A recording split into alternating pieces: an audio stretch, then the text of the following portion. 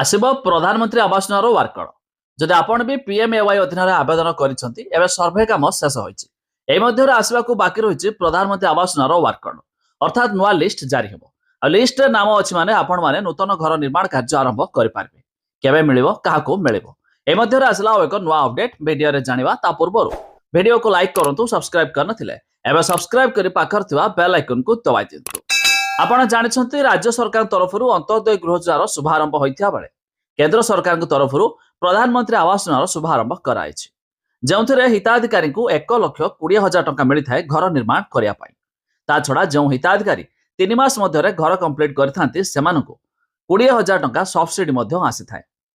ସେହିପରି ଅନ୍ତୋଦୟ ଗୃହ ଯୋଜନାରେ ବି ମଧ୍ୟ ରାଜ୍ୟ ସରକାରଙ୍କ ତରଫରୁ 1,20,000 ଟଙ୍କା ମିଳିଥାଏ ଘର ନିର୍ମାଣ କରିବା ପାଇଁ। ଯେମିତିକି ଆପଣ ଜାଣିଛନ୍ତି ଏହି ଦୁଇଟି ସ୍କିମ୍ରେ ସମସ୍ତ ସର୍ଭେ କାର୍ଯ୍ୟ ଶେଷ ହୋଇଛି।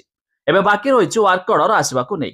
ତେବେ ମିଳୁଥିବା ସୂଚନା ମୁତାବକ ଏହି ଫେବୃଆରୀ ମାସ ଶେଷ ସୁଦ୍ଧା ଆସିଯିବ ଆପଣମାନଙ୍କୁ ୱାର୍କ ଅର୍ଡର, ଯାହାକି ଯେଉଁମାନଙ୍କର ଲିଷ୍ଟରେ ନାମ ଥିବ ସେମାନେ ସୁନିଶ୍ଚିତ ହେବେ ଆଉ ଘର କାର୍ଯ୍ୟ ମଧ୍ୟ ଆରମ୍ଭ କରିପାରିବେ ଆଉ ସେମାନଙ୍କ ଖାତାକୁ ଟଙ୍କା ମଧ୍ୟ ଆସିଯିବ।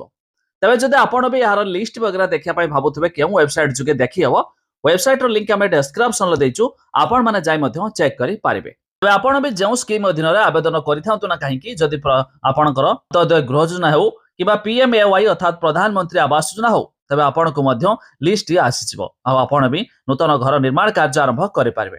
ଏହାଛଡ଼ା ଆପଣ ଜାଣିଥିବେ କିଛି ଦିନ ପୂର୍ବରୁ ଆଉ ଏକ ସୂଚନା ଆସୁଥିଲା କି ଏଥର ସରକାର 2 ଟ୍ରିପ୍ ବାଲି ଦେବେ ମାଗଣା, କିନ୍ତୁ ଏହା ଏପର୍ଯ୍ୟନ୍ତ ମଧ୍ୟ କୌଣସି କନଫର୍ମେସନ କରାଯାଇ ନାହିଁ। ବଟ୍ ଏମିତି କିଛି ନ୍ୟୁଜ୍ ମଧ୍ୟ ଆସୁଥିଲା। ତେବେ ଯେତେବେଳେ ଆପଣଙ୍କର ୱାର୍କ ଅର୍ଡର ଆସିଯିବ ସେତେବେଳେ ଜଣାପଡ଼ିବ କି ଭାଇ ବାଲି ମିଳିବ କି ନାହିଁ। ତେବେ ଆପଣମାନଙ୍କ ମତାମତ ଜଣାନ୍ତୁ, ସରକାର ବାଲି ଦେଲେ 2 ଟ୍ରିପ୍ ଭଲ ହେବ କି ନାହିଁ। ଏମିତିକି ବାଲି ଦର ମଧ୍ୟ ବହୁତ ରେଟ୍ ମଧ୍ୟ ଅଧିକ ବଢ଼ିଯାଇଛି।